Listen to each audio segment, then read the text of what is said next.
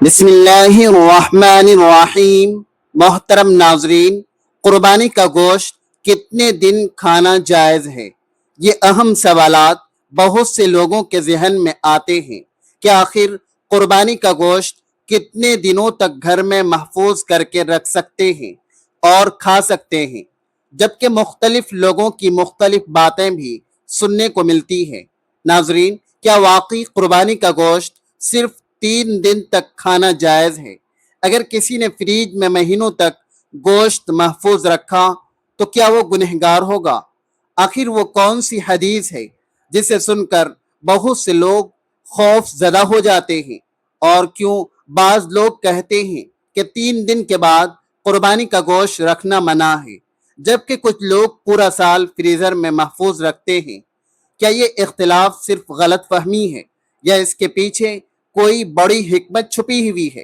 ذرا سوچئے، اگر آپ برسوں سے یہ سمجھتے رہے ہوں کہ قربانی کا گوشت صرف 3 دن تک کھایا جا سکتا ہے اور حقیقت اس سے مختلف نکلے، تو آج کا یہ بہترین موضوع نہ صرف آپ کی غلط فہمی دور کرے گا بلکہ وہ حکمت بھی بتائے گا جو نبی کریم صلی اللہ علیہ وسلم کی مبارک تعلیمات میں پوشیدہ ہے۔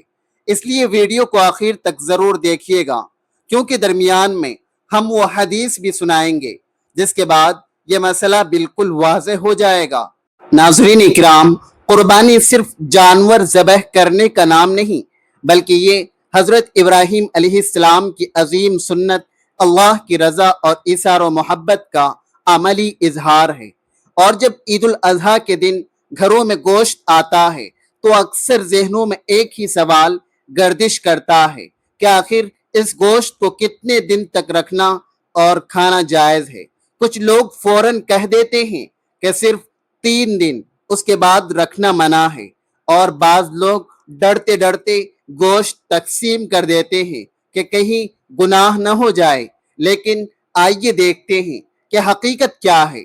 حدیث مبارکہ میں آتا ہے کہ ایک وقت ایسا تھا جب مدینہ منورہ میں بہت سے غریب اور مسافر لوگ آ گئے تھے۔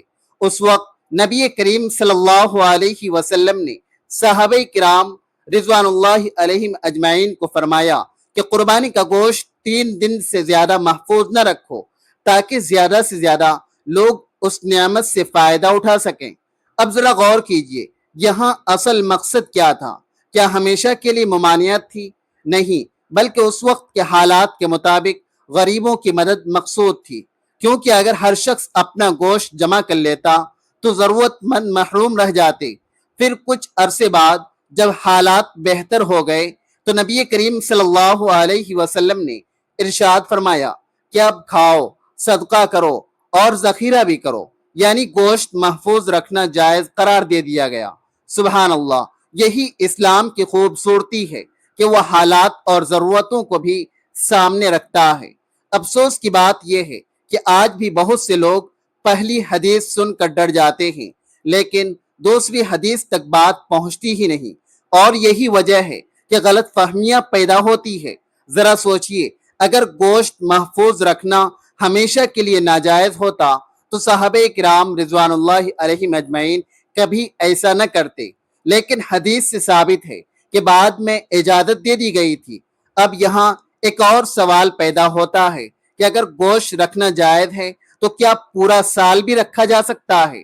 تو یاد رکھیے، شریعت نے اس کی کوئی خاص مدت مقرر نہیں کی۔ اصل چیز یہ ہے کہ گوشت خراب نہ ہو، صحت کے لیے نقصان دہ نہ بنے، اور انسان اس نعمت کی قدر کرے۔ آج کے دور میں فریج اور فریزر موجود ہیں، لوگ مہینوں تک گوشت محفوظ رکھتے ہیں، اس میں شرعاً کوئی حرج نہیں، لیکن ساتھ ساتھ یہ بھی یاد رکھنا چاہیے کہ قربانی کا اصل مقصد صرف اپنے فریزر بھرنا نہیں، بلکہ غریبوں، رشتہ داروں اور ضرورت مندوں کو خوش کرنا بھی ہے۔ کتنے ہی لوگ ایسے ہوتے ہیں جن کے گھر سال بھر گوشت نہیں پکتا، اور عید الاضحیٰ ان کے لیے خوشی اور آس کا دن بن کر آتی ہے۔ اس لیے قربانی کے گوشت میں دوسروں کا حصہ ضرور نکالیے۔ بعض لوگ اتنا گوشت جمع کر لیتے ہیں کہ کہیں پڑا پڑا خراب ہو جاتا ہے، پھر اسے پھینک دیا جاتا ہے، اور یہ نعمت کی ناشکری ہے۔ نبی کریم صلی اللہ علیہ وسلم نے نعمتوں کی قدر سکھائی ہے، اس لیے اگر گوشت رکھیں تو مناسب انداز میں رکھیں، دوسروں کو بھی دیں اور اللہ تبارک و تعالی کی نعمت پر شکر ادا کریں۔ اب ذرا اس پہلو پر بھی غور کیجئے گا کہ اسلام کبھی سختی والا دین نہیں رہا بلکہ آسانی والا دین ہے، اس لیے جہاں ضرورت ہوئی وہاں وقتاً پابندی لگائی گئی اور جہاں حالات بدلے وہاں اجازت دے دی گئی۔ یہی وجہ ہے کہ علماء کرام فرماتے ہیں کہ قربانی کا گوشت کھانا محفوظ کرنا اور تقسیم کرنا سب جائز ہے، اور اس کی کوئی 3 دن کی مستقل پابندی نہیں ہے۔ لیکن ابھی ایک نہایت اہم بات باقی ہے، کیونکہ بہت سے لوگ یہ بھی پوچھتے ہیں کہ قربانی کے گوشت کی تقسیم کا صحیح طریقہ کیا ہے؟ کیا پورا گوشت اپنے پاس رکھا جا سکتا ہے؟ اور کیا غریبوں میں تقسیم کرنا ضروری ہے؟ یہی وہ سوال ہے جس کا جواب اگلے حصے میں ہم تفصیل سے بیان کریں گے، اور شاید یہی بات آپ کی سوچ بدل دے۔ ناظرین کرام، ذرا تصور کیجئے ایک گھر ایسا ہے جہاں عید کے دن فریزر بھر بھر کر گوشت رکھا جاتا ہے، اور دوسری طرف ایک ایسا گھر بھی ہے جہاں بچے صرف اس انتظار میں بیٹھے ہیں کہ شاید کوئی دروازہ کھٹکھٹائے اور قربانی کے گوشت کا ایک چھوٹا سا حصہ مل جائے۔ اب سوال یہ پیدا ہوتا ہے کہ قربانی کا اصل مقصد کیا ہے؟ صرف اپنے لیے گوشت جمع کرنا یا دوسروں کی خوشیوں میں شامل ہونا؟ اور کیا واقعی قربانی کا سارا گوشت اپنے پاس رکھ لینا جائز ہے؟ یہی وہ سوالات ہیں جن کے جواب جاننا ہر مسلمان کے لیے ضروری ہے، کیونکہ بعض لوگ سمجھتے ہیں کہ آدھا گوشت دینا فرض ہے، کچھ کہتے ہیں کہ 1/3 دینا ضروری ہے، جبکہ کچھ پورا گوشت ہی اپنے گھر میں رکھ لیتے ہیں۔ تو آخر شریعت کیا کہتی ہے؟ آئیے اس راز سے پردہ اٹھاتے ہیں۔ نبی کریم صلی اللہ علیہ وسلم کی مبارک تعلیمات ہمیں صرف عبادت نہیں سکھاتی بلکہ انسانیت، محبت اور دوسروں کا احساس بھی سکھاتی ہے۔ اسی لیے قربانی کو صرف ذبح تک محدود نہیں رکھا گیا بلکہ اس کے گوشت میں غریبوں اور ضرورت مندوں کا حق بھی رکھا گیا ہے، تاکہ عید کی خوشی صرف امیروں تک محدود نہ رہے بلکہ ہر گھر تک پہنچے۔ علماء کرام فرماتے ہیں کہ قربانی کا گوشت کو 3 حصوں میں تقسیم کرنا مستحب ہے، یعنی ایک حصہ اپنے لیے، ایک حصہ رشتہ داروں اور دوستوں کے لیے، اور ایک حصہ غریبوں اور مسکینوں کے لیے۔ لیکن یاد رکھیے، یہ تقسیم فرض نہیں ہے بلکہ بہتر طریقہ ہے۔ اگر کوئی شخص زیادہ حصہ غریبوں کو دے دے تو یہ بھی بہت اجر کا کام ہے، اور اگر کوئی اپنے گھر والوں کی ضرورت کی وجہ سے زیادہ اپنے پاس رکھ لے تو اس کی بھی اجازت ہے۔ اسلام انسان کی مجبوریوں اور حالات کو دیکھتا ہے، اس لیے شریعت نے اس معاملے میں آسانی رکھی ہے۔ لیکن افسوس کی بات یہ ہے کہ بعض لوگ قربانی کو صرف رسم بنا لیتے ہیں۔ جانور ذبح ہوا، تصویریں بن گئی، فریزر بھر گئے، مگر محلے کے غریب تک گوشت نہ پہنچ سکا۔ حالانکہ قربانی کا حسن ہی تب ہے جب کسی ضرورت مند کے گھر چولہا جل جائے، کسی یتیم کے چہرے پر خوشی آ جائے، اور کسی ماں کے بچے پہلی بار پیٹ بھر کر گوشت کھا لیں۔ ذرا سوچئے، اگر اللہ تبارک و تعالی نے آپ کو استطاعت دی ہے تو کیا یہ نعمت صرف اپنے لیے ہے؟ نہیں، بلکہ اس میں دوسروں کا حق بھی شامل ہے۔ اسی لیے نبی کریم صلی اللہ علیہ وسلم نے صحابہ کرام رضوان اللہ علیہم اجمعین کو سخاوت، ایثار اور تقسیم کا درس دیا ہے، اور یہی وجہ تھی کہ ایک وقت میں 3 دن سے زیادہ گوشت محفوظ رکھنے سے روکا گیا تاکہ کوئی محتاج محروم نہ رہ جائے۔ گویا اسلام ہمیں یہ سکھاتا ہے کہ عبادت کے ساتھ انسانیت بھی ضروری ہے۔ اب یہاں ایک اور اہم سوال پیدا ہوتا ہے کہ اگر کسی کے گھر میں گوشت زیادہ ہو اور وہ مہینوں تک فریزر میں رکھ لے تو کیا یہ درست ہے؟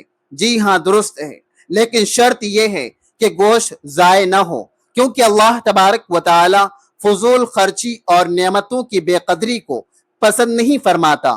کتنے افسوس کی بات ہے کہ بعض گھروں میں گوشت اتنا جمع ہو جاتا ہے کہ بعد میں خراب ہو کر پھینک دیا جاتا ہے، جبکہ اگر وہی گوشت وقت پر کسی ضرورت مند کو دے دیا جاتا تو شاید کسی بچوں کا پیٹ بھر جاتا۔ اسی لیے قربانی صرف جانور ذبح کرنے کا نام نہیں، بلکہ دل کے اندر رحم، سخاوت اور شکر پیدا کرنے کا نام ہے۔ ناظرین، ایک لمحے کے لیے اپنے ارد گرد نظر دوڑائیے۔ کتنے لوگ ایسے ہیں جو سال بھر گوشت خریدنے کی طاقت نہیں رکھتے اور عید الاضحیٰ ہی ان کے لیے امید بن کر آتی ہے۔ اس لیے کوشش کیجئے کہ آپ کی قربانی سے زیادہ لوگ خوش ہوں، کیونکہ اللہ کے نزدیک وہ عمل بہت محبوب ہے جس سے کسی مسلمان کے دل میں خوشی داخل ہو۔ اور یاد رکھیے، قربانی کے گوشت کو محفوظ رکھنا جائز ہے، لیکن اس نعمت کا بہترین استعمال یہی ہے کہ اس میں دوسروں کو شریک کیا جائے۔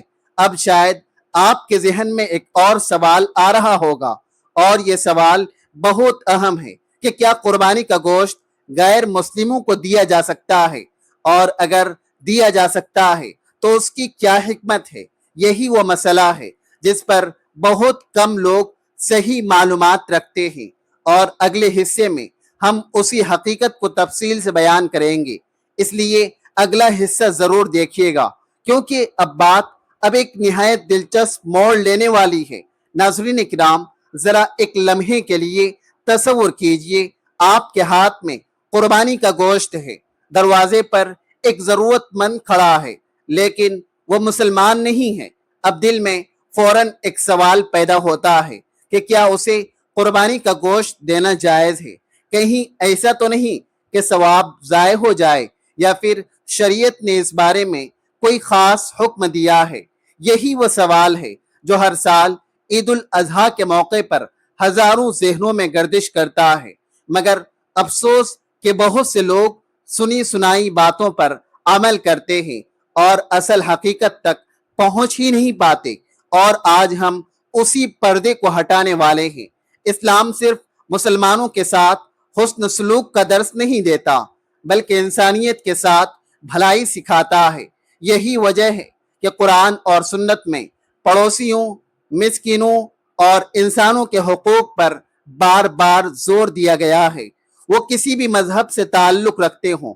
علماء کرام فرماتے ہیں کہ قربانی کی نفلی گوشت میں سے غیر مسلم پڑوسیوں یا ضرورت مندوں کو دینا جائز ہے، خاص طور پر اگر اس سے اسلام کی خوبصورتی اور محبت ظاہر ہوتی ہے، کیونکہ نبی کریم صلی اللہ علیہ وسلم نے ہمیشہ حسن اخلاق، نرمی اور اچھے برتاؤ کی تعلیم دی ہے۔ ذرا سوچئے، اگر ایک غیر مسلم پڑوسی یہ دیکھے کہ مسلمان عید کے دن اپنی خوشیاں دوسروں کے ساتھ بانٹتے ہیں، بھوکوں کو کھانا کھلاتے ہیں اور محبت سے پیش آتے ہیں، تو اس کے دل میں اسلام کی کتنی خوبصورت تصویر قائم ہوگی۔ یہی تو اسلام کی اصل دعوت ہے، صرف زبان سے نہیں بلکہ کردار سے۔ لیکن یہاں ایک بات سمجھنا بہت ضروری ہے کہ قربانی کے گوشت کے بارے میں مختلف فقہی تفصیلات بھی موجود ہیں۔ بعض علماء واجب قربانی اور نظر وغیرہ کے معاملے میں احتیاط کا قول کرتے ہیں، جبکہ عام قربانی کے گوشت کے بارے میں وسعت پائی جاتی ہے۔